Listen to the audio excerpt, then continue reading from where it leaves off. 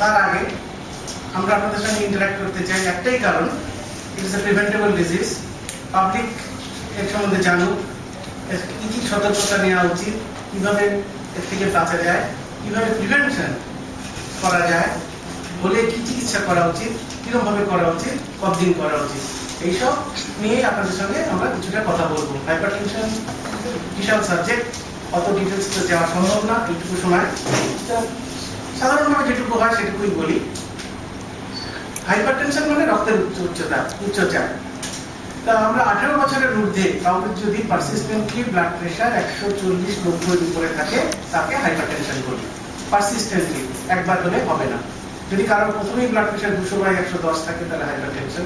যদি কেউ ওষুধ খেতে থাকে হাইপারটেনশন সে হাইপারটেনসিভ, অথবা যদি কারোর ব্লাড প্রেশার কয়েকবার দেখার পরেও আমরা যদি 3বার ব্লাড প্রেশার 140/90 উপরে থাকে 18 বছরের উপরে, তাদেরকে আমরা হাইপারটেনশন বলি। পৃথিবীতে এর ইম্প্যাক্ট কতটা? এখন দেখুন, পৃথিবীর যা জনসংখ্যা তার 1/3 হাইপারটেনশন ভোগে। 55 ইয়ার্স, 55 বছরের উপরে যে কোনো লোকের 90% চান্স হচ্ছে হাইপারটেনশন হওয়ার। একজনের যদি মা বা বাবা হাইপারটেনশনে ভোগে তার 40% চান্স থাকে হাইপারটেনশন হওয়ার। মা বাবা দুজনেই যদি হাইপারটেনশনে ভোগে তার চান্স থাকে 60%। ডায়াবেটিসের ক্ষেত্রে আরো বেশি। তাহলে এই যে huge disease, huge impact on human welfare, এখন যদি দেখেন যে 50 বছরের নিচে এই ইনসিডেন্স হচ্ছে अगेन 10-15%। তার মানে 50 বছরের নিচে যা লোক আছে তার 10-15% अगेन হাইপারটেনশনে ভোগে। হাইপারটেনশন ইজ এ ডিজিজ আমরা বলি of nature and nurture. Nature মানে হচ্ছে জেনেটিক্স, তার উপরে কারো হাত নেই, যেটা আমি বললাম। আর নার্চার মানে হচ্ছে লাইফস্টাইল, খাওয়া দাওয়া, জীবনযাপন, আলাদা অন্যান্য অসুখ, সব নিয়েই নার্চার। এটাকে আমরা প্রিভেন্ট করতে পারি, এটাকে আমরা মডিফাই করতে পারি। একটা পার্ট আমরা মডিফাই করতে পারি, আরেকটা পার্টের উপর আমাদের হাত নেই। চেক আপ করা, যাদের বাড়িতে নেই এরকম ডিজিজ তারাও মেডিকেল 40 বছর উপর থেকে চেক আপ করানো উচিত। এভাবে হাইপারটেনশন ধরা বলতে পারি। এখন হাইপারটেনশন হলেই ভয় পাওয়ার কিছু নেই। হাইপারটেনশন দু রকমের হয় আমরা ধরি।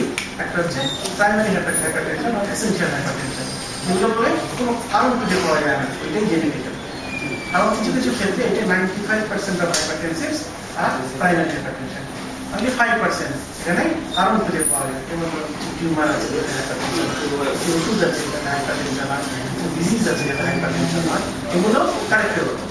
তাদের হাইপারটেনশন প্রিভেনশনের জন্য কি কি করতে পারে, এবং সেক্ষেত্রে ধরুন এগুলো আমরা অনেক সময় জানি, তবুও আমরা হয়তো প্র্যাকটিস করি না। যেমন ওয়েট রিডাকশন করা, আমাদের লাইফস্টাইল ম্যানেজমেন্ট যে কথা বলছি, একটা হেলদি ডায়েট খাওয়া, যে সমস্ত ফ্যাটি ফুড আমাদের না খাওয়া, ফ্রুটস ভেজিটেবলস এগুলো বেশি করে খাওয়া, এবং নুন কম করে খাওয়া। এখন যে সোডিয়াম রেস্ট্রিকশনটা এত বেশি গুরুত্বপূর্ণ, আজকে WHO বলছে যে আমাদের প্রত্যেকে 3 গ্রাম করে সারা দিনে নুন খাওয়া উচিত।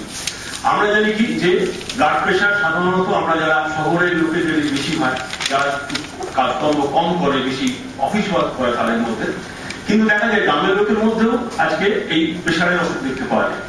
আমি যেখানে মাঝে মধ্যে গ্রামে যাই, সেখানে হচ্ছে বেতাই বলে একটি জায়গা আছে কৃষ্ণনগরে। তো ওখানে আমরা দেখেছিলাম যে একটা গ্রামে যে অনেক হাইপারটেনশন পেশেন্ট। তো তখন আমাদের যিনি ডাক্তার ছিলেন আরো কয়েকজন, তারা মিলে দেখলেন যে কেন এই প্রেশারটা বাড়ছে। দেখা গেল যে তারা 3 বার করে পান্তা ভাত খান, এবং পান্তা ভাতের সঙ্গে প্রচুর নুন খান। তো যখন তাদেরকে সেই এডুকেশনটা দেওয়া গেল, তখন কিন্তু দেখা গেল সেই এলাকার ব্লাড প্রেশারটা অনেকটাই কমে গেল।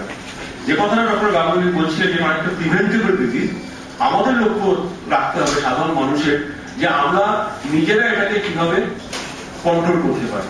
হাইপারটেনশন থাকলে কি হয়, আমরা ওষুধ খাচ্ছি ঠিক আছে, আর যদি কেউ বন্ধ রাখে তখন কি হতে পারে, প্রেশার বেড়ে যেতে পারে। আমরা দেখেছি যে একজন আজকে কাউকে প্রেসক্রিপশন করলাম, সে দিনের পর দিন ধরে খেয়ে যাচ্ছে, কিন্তু তার চেক আপ করছে না। কিন্তু এমন হতে পারে যে ওষুধটা আজকে কাজ করছে, সেই ওষুধটা 6 মাস 7 মাস পরে কাজ নাও করতে পারে। সেক্ষেত্রে তখন তাকে প্রেশারটা রেগুলার দেখাতে হবে। এবং যেটা বলছি যে মানে সাধারণ মানুষ কি করতে পারে, আজকে ব্লাড প্রেশার মেজারমেন্টটা খুব একটা কঠিন ব্যাপার নয়। বাড়িতে প্রেশারের যন্ত্র রাখা যেতে পারে। একটা ক্লাবে বা কোনো একটা অর্গানাইজেশনে যদি একটা রেগুলার বেসিসে সেখানে যদি সবাই থাকে, সেখানে যদি একটা ব্লাড প্রেশার ইনস্ট্রুমেন্ট থাকে, সেখানে কিন্তু তারা যদি রেগুলার মেজার করে, তাহলে ব্লাড প্রেশারের যে পরবর্তী কমপ্লিকেশন গুলো হঠাৎ করে কখনো ইমার্জেন্সি হয়ে যায়, যখন ব্রেনে হেমারেজ হয়ে যায়, হ্যাঁ, যেটাকে বলা হয় কখনো কখনো হাইপারটেনসিভ এনকেফালোপ্যাথি বলি, কখনো কখনো হাইপারটেনশনের জন্য ব্রেনে হেমারেজ হয়, কখনো কখনো হাইপারটেনসিভের যে হাইপারটেনশনের জন্য হার্ট ফেলিওর পর্যন্ত হয়, সেগুলো কিন্তু আমরা কিন্তু সেগুলো প্রিভেন্ট করতে পারি। আমাদের লক্ষ্য হচ্ছে কালকের দিনটার গুরুত্ব হচ্ছে যে আমরা সবাই মিলে কতখানি সচেতন হয়ে এই হাইপারটেনশনটাকে কমাতে পারি, এবং হাইপারটেনশনের জন্য যে সমস্ত রোগগুলো হয় সেগুলো কিন্তু কমাতে